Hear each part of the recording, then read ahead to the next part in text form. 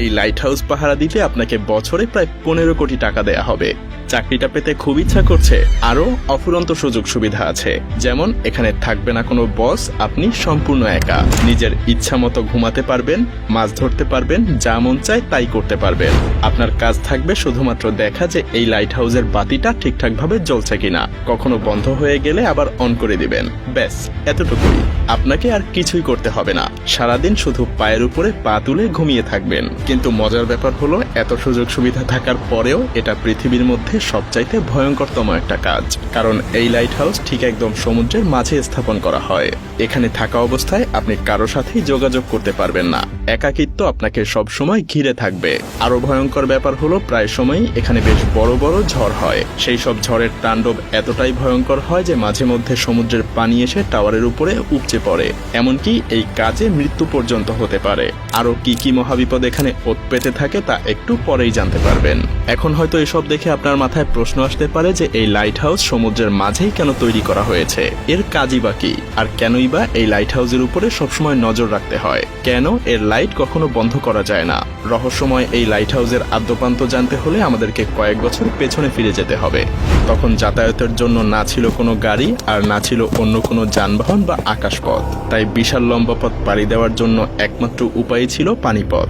সেই সময় ক্যাম্পেট মারিয়াস নামের একজন অসাধারণ নাবিক ছিলেন। তিনি অনেক প্রতিকূল অবস্থাতেও সমুদ্র পাড়ি দিতে পারার জন্য বেশ বিখ্যাত ছিলেন। তো একবার তিনি সমুদ্রের মাঝেই ঘুটঘুটে অন্ধকার একটা জায়গা পাড়ি দিচ্ছিলেন। ঠিক তখনই সমুদ্রের নিচে থাকা কিছু পাথরের সাথে জাহাজের ধাক্কা লাগে। সেই সময় জাহাজগুলো তৈরি করা হতো কাঠ দিয়ে, যার কারণে জাহাজের নিচে খুব সহজেই ফাটল ধরে যায়, আর পানি ঢুকে বেশ ক্ষয়ক্ষতিরও শিকার হয় জাহাজটা। এই দুর্ঘটনার পর ক্যাপ্টেন মার্শিয়াস এর সমাধান খুঁজতে থাকেন। তিনি এমন কিছু তৈরি করতে চাচ্ছিলেন যে এই ধরনের সমস্যা থেকে বাঁচানোর জন্য আগে থেকেই জাহাজের নাবিকদেরকে সাবধান করতে পারবে। কিন্তু এখানে মহাদুশ্চিন্তার কারণ হয়ে দাঁড়ায় প্রশান্ত মহাসাগরের বিশালতা। কারণ প্রশান্ত মহাসাগর এতটাই বড় আর বিশাল যে যদি 7টা মহাদেশের সমস্ত ভূমি একত্রও করা হয় তবুও প্রশান্ত মহাসাগরের আয়তনই বেশি থাকবে। হাজার হাজার বছর আগে যখন নাবিকেরা এই বিশাল সমুদ্র পাড়ি দিয়ে যাতায়াত করত, তখন তাদের সমুদ্রের নিচে থাকা কোনো কিছু সম্পর্কেই কোনো ধারণা থাকতো না। এমনকি তাদের সামনে থাকা রাস্তা সম্পর্কেও তাদের কোনো আইডিয়া ছিল না। সেই সময়ে পথ নির্দেশের জন্য কোনো রকম প্রযুক্তি তো ছিলই না, যেটা তাদেরকে রাস্তা চিনতে সাহায্য করতে পারত। মূলত সেই সময় নাবিকদের সমুদ্র পাড়ি দেওয়ার জন্য সূর্যের দিকে কিংবা চাঁদ তারার উপরেই নির্ভর করে চলতে হতো। আর এই দিক নির্দেশনার সমস্যার জন্য চলতি পথে বাড়তি আরো দু একটা উটকো ঝামেলা এসে জড়ো হতো, যেমনটা ক্যাপ্টেন এলিসের সাথে হয়েছিল। একবার ক্যাপ্টেন এলিস তার নাবিকদের সাথে প্রশান্ত মহাসাগর পাড়ি দিচ্ছিলেন। তো একদিন রাতে হঠাৎ করে ঝড় শুরু হয়, পুরো আকাশ ঢেকে যায় কালো মেঘে। আকাশের সব তারাও মেঘের নিচে ঢাকা পড়ে যায়, যার কারণে প্রচন্ড ঝড়ের মধ্যে তারা রাস্তা হারিয়ে ফেলে। যখন সকাল হয় তারা দেখতে পায় বিশাল সমুদ্রের মাঝে তারা হারিয়ে গেছে। তাদের কাছে তখন খাওয়ার জন্য কিছুই ছিল না, না ছিল পানি, না ছিল কোনো খাবার। ক্ষুধা আর তৃষ্ণায় নাবিকদের অবস্থা বেশ খারাপ হয়ে যায়। তারা সমুদ্রের বিশাল পানির মধ্যে থেকেও পানির অভাবে তৃষ্ণায় কাতর হয়ে গিয়েছিল। এমনকি অনেক নাবিক মারাও গিয়েছিল। এরপর অনেক কষ্টে ক্যাপ্টেন তীরের দেখা পায়। এরপরেই মূলত লাইট হাউস তৈরির যাত্রা শুরু হয়। মিশরের ভূমধ্যসাগরের পাশেই ছিল আলেকজান্দ্রিয়া। সেই সময়ে সেখানকার শাসক ছিলেন টলেমি দ্য সেকেন্ড ফিলাডেলফিয়া। কিন্তু এই রাজ্যের জন্য সেই সময় সবচাইতে বড় সমস্যা ছিল তাদের অবস্থান বা লোকেশন। আপনি যদি এই ছবিটা একটু ভালো করে লক্ষ্য করেন তাহলেই বুঝতে পারবেন এই শহরের মধ্যে প্রবেশের জন্য এই জায়গাটা দিয়েই যাতায়াত করতে হতো। আর এই জায়গাটার আশেপাশে অনেক বড় বড় পাথর ছিল, যার ফলে এই শহরে বাণিজ্য করতে আসা জাহাজগুলো যখন এই রাস্তা দিয়ে পার হতো তখন খুব সহজেই পাথরগুলোর সাথে জাহাজগুলোর ধাক্কা লাগতো। আর এর ফলে কখনো কখনো এসব জাহাজগুলো ডুবে যেত কিংবা বড় ধরনের কোনো ক্ষয়ক্ষতির সম্মুখীন হতো। তাই দিন দিন এই রাজ্যে বাণিজ্যিক জাহাজ কমে যাওয়ার কারণে অর্থনৈতিক দিক দিয়ে বেশ পিছিয়ে পড়তে থাকে।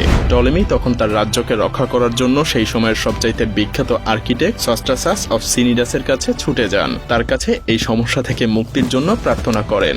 দুইজন মিলে তখন একটা আইডিয়া বের করেন। পানির উপরে তারা এমন এক দুর্গ গড়ে তুলবেন যার উপরে থাকা আলোকরশ্মি সমুদ্রে থাকা জাহাজগুলোকে গাইড করবে। সেই সাথে এটা পানির নিচে থাকা পাথরের ব্যাপারেও আগে থেকেই সাবধান করতে থাকবে। সেই পরিকল্পনা অনুযায়ী সস্ট্রাসাস কাজ শুরু করে দেয়। কিন্তু তখনও তিনি ভাবতে পারেননি যে তিনি যা করতে চলেছেন সেটা একসময় পুরো পৃথিবীতে অন্যতম একটা সৃষ্টি হয়ে উঠবে, যা পুরো পৃথিবীতে আলেকজান্দ্রিয়ার বাতিঘর নামে পরিচিত হয়ে উঠবে। আলেকজান্দ্রিয়ার সেই বাতিঘরের উচ্চতা ছিল 384 ফুট। এটা পুরোটাই বানানো হয়েছিল সাদা মার্বেল পাথর দিয়ে। এই লাইট হাউসের হাউজের মাথার উপরে সেই সময় প্রতিনিয়ত আগুন জ্বলতে থাকতো, যার জন্য সবসময় এখানে তেল আর কাঠের যোগান দিতে হতো। এমনকি এই বাতিঘরকে পরবর্তীতে পৃথিবীর 7ম আশ্চর্যের একটা হিসেবেও স্বীকৃতি দেয়া হয়। শুধুমাত্র এই উচ্চতার জন্যই এটা বিখ্যাত ছিল না, সেই সাথে ছিল এর অসাধারণ ডিজাইন। মূলত সস্ট্রাসাস সেই সময় আলোর রশ্মি বা তীব্রতা ছড়িয়ে দেওয়ার জন্য আয়না আর লেন্স দিয়ে একটা ডিজাইন তৈরি করে, যাতে করে এই বাতিঘরের আলো অনেক দূরে থাকা জাহাজের নাবিকদের পথ দেখাতে পারে। তো সেই সময়টাতে যখন এই বাতিঘর বা লাইট হাউসের নির্মাণের খবর ছড়িয়ে পড়ে, তখন নাবিকেরা যেন স্বস্তির নিঃশ্বাস ফেলে, কারণ এখন আর আলেকজান্দ্রিয়ায় আসার পথে তাদের আর পথ ভুল হবে না, পাথরের আঘাতে জাহাজও ভেঙে যাবে না। এভাবেই বাতিঘরের আইডিয়াটা পুরো পৃথিবী জুড়ে ছড়িয়ে পড়তে থাকে। যদিও প্রথমে এই বাতিঘরের ব্যবহার সমুদ্রের মাঝে শুধুমাত্র জাহাজ সাবধানে চলাচলের জন্যই তৈরি করা হতো, কিন্তু সময়ের সাথে সাথে বাণিজ্যিক জাহাজের সংখ্যা যখন বাড়তে থাকলো, তখন সমুদ্রের যেসব জায়গায় পাথরের উচ্চতা সমুদ্রের পানির উচ্চতার কাছাকাছি কিংবা যেখানে অনেক বেশি পাথর থাকে যেগুলোর সাথে খুব সহজেই জাহাজের ধাক্কা লাগতে পারে, সেসব জায়গাগুলোতেও তখন বাতিঘর বা লাইট হাউস তৈরি হওয়া শুরু হয়। যদিও প্রথম দিকে লাইট হাউসে সবসময় আগুন জ্বালানো হতো, কিন্তু এটা ঠিক ততটাও ভালো আইডিয়া ছিল না, কারণ এর জন্য সবসময় কয়লা বা জ্বালানি কাঠের যোগান রাখতে হতো। তখন অবশ্য এটা ছাড়া আর কোনো উপায়ও ছিল না। এরপর মোমবাতি কিংবা ল্যাম্পের ব্যবহারও করা হয়েছিল, কিন্তু আগুনের আলোর রশ্মি তো আর খুব বেশি দূর যেতে পারত না। ঠিক তখনই আবিষ্কার হয় বৈদ্যুতিক বাল্বের। লাইট হাউসগুলোতেও আগুনের পরিবর্তে বৈদ্যুতিক বাল্ব ব্যবহার করা শুরু হয়, কিন্তু তারপরেও এই আলো খুব বেশি দূর যেতে পারত না। এর কারণ হলো লেন্সগুলোকে বাল্বের পেছনে লাগানো হতো। তখন সেই সময়ের বিজ্ঞানীরা আবিষ্কার করেন যদি লেন্সকে সামনে বসানো হয় তাহলে আলো আরো বেশি দূর পর্যন্ত পৌঁছাতে পারবে, কিন্তু সেই লেন্সগুলোতেও বেশ সমস্যা ছিল, কারণ তখনকার লেন্সগুলো ছিল খুবই মোটা। আর ঠিক তখনই ফ্রান্সের একজন বিজ্ঞানী ফ্রেসনেল তার বিশেষ এক ধরনের লেন্স আবিষ্কার করেন। তার বানানো এই বিশেষ লেন্সের মধ্যে দিয়ে আসা সমস্ত আলো সরাসরি গিয়ে একটা পয়েন্টে মিলিত হতো, যার ফলে আলো খুব সহজেই নির্দিষ্ট একটা পয়েন্টে অনেক দূর পর্যন্ত পাঠানো যেত। বর্তমান সময়ে প্রায় সব লাইট হাউসেই ফ্রেসনেলের সেই লেন্স ব্যবহার করা হয়। লেন্সের এই আবিষ্কার লাইট হাউসকে এক নতুন রূপ দিয়েছিল, যে কারণে এখনো সমুদ্রের বুকে জাহাজগুলো নিরাপদে যাতায়াত করতে পারে।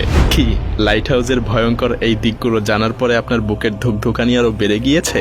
হ্যাঁ, আর এজন্যই কোনো স্বাভাবিক মানুষকে এত পারিশ্রমিক দেওয়ার পরেও নির্জন এই লাইট হাউসে থাকতে চায় না, কারণ কেউ কখনোই নিজেকে এই ভয়ঙ্কর এবং নির্জনতার মাঝে হারাতে চায় না।